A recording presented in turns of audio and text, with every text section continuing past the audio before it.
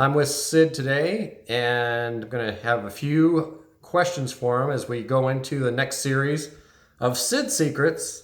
Sid, how do you win the job over competitors? Well, that question comes up for the last 30 years. The very first thing is to present yourself as a professional to start with. People want to deal with professional people. If they're willing to put out a lot of money, they want to know that the person they're dealing with presents an image of self-confidence, presents an image of being a professional, shows up at the right time. So it starts off with how we present ourselves in the first place when we meet the customer. But then we get into a more challenging situation here. And in the market, we talk about pre-qualifying them. You have to remember that the customer is also pre-qualifying us, whether they want to work with us or not. But at the same time, we're also pre-qualifying them. We want to make sure we want to work with them. And the only way we become accustomed to knowing which is best for both of us is to spend some time together. And that generally happens over asking the question, well, what is it that you're looking for? What is it that you want done? And as simple as that would sound, oftentimes we have customers that don't know what they want. They have a conception of an addition or building a house, but have they taken the time to actually spend in having it designed or putting their thoughts down on paper? So we have to realize that if we're dealing with a customer that already has plans and owns the property, then we're dealing with someone who is pretty much on their way to getting prices. But that comes to the next question. Are they wanting prices to shop your price around with other people? Or do they really want to deal with you because they know of your background or they have some way of knowing who you are? If they just want to shop around, one of the things that we have to determine is do they already have a set of plans and specs, and do they know about what they're going to be able to pay? You know, how do we determine how to bid this job for them? And so if we have it down on paper, we have a document that we can use to determine what the price is going to be. And the very first question they'll throw out at you is, okay, here's my set of plans. Mind you, this is the first time that you're sitting down with them. And they're saying, well, how much will it cost to build this house? And yet you don't know the design, you don't know the specs, you don't know what their preferences are, okay? And so what we do is we can come with what we call the ballpark quote. I don't like giving ballpark quotes if I can avoid it. Ballpark quotes can be too wide of a range. It can range from $150 a square foot to $250 a square foot, and sometimes even more than that. So what I want to try to do is take an average look at their plans and their specs, and I can determine the approximate value per square foot to build this.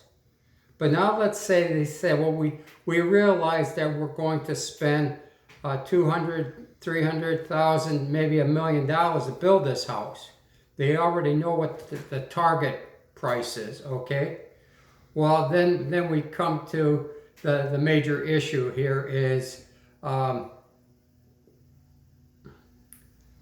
we need to come up with some way to quote the job for them, okay? And I call that a pre-construction agreement. And the pre-construction agreement helps us to focus on getting them their numbers. Very good. And what is a pre-construction, how is a pre-construction deposit determined?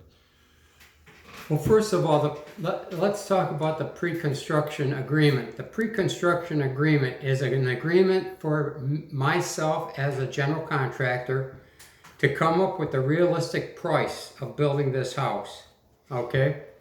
And in order for me to do that, it's going to cost a lot of time and a lot of money. And I've been through this with other contractors over the years.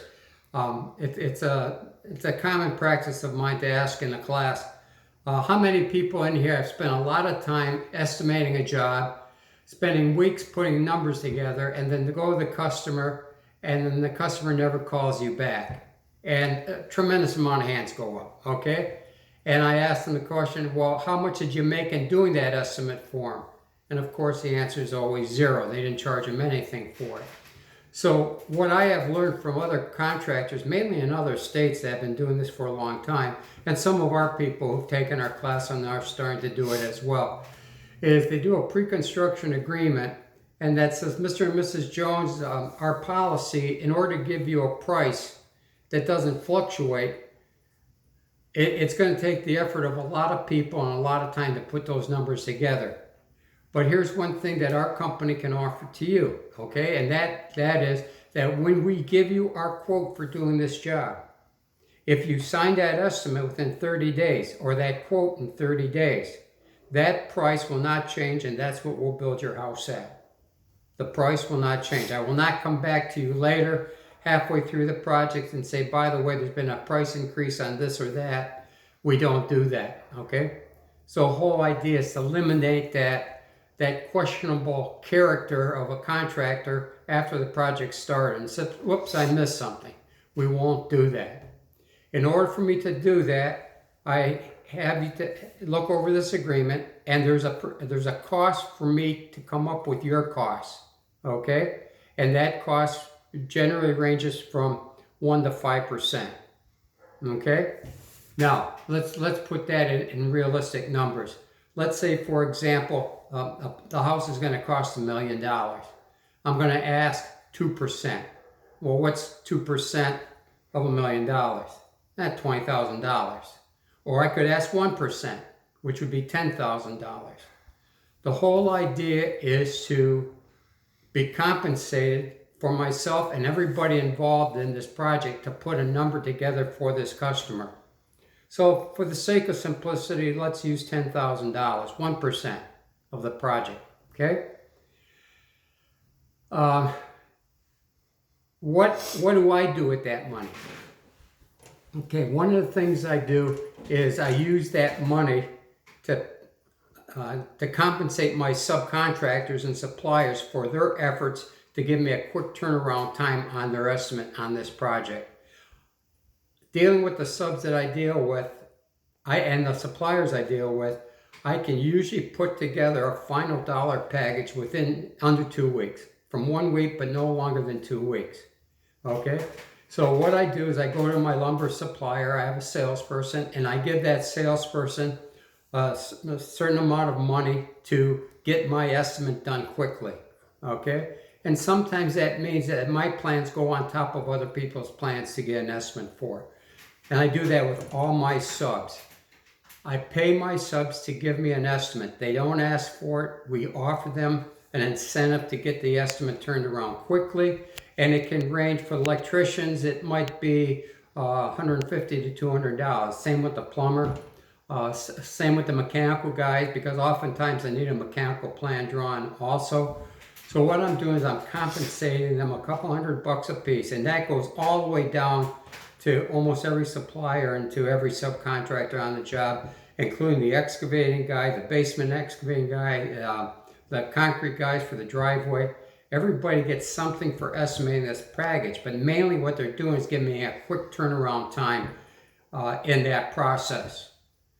And I also get compensated for my time. Is it going to use the full $10,000? Absolutely not. There'll be money left over, okay?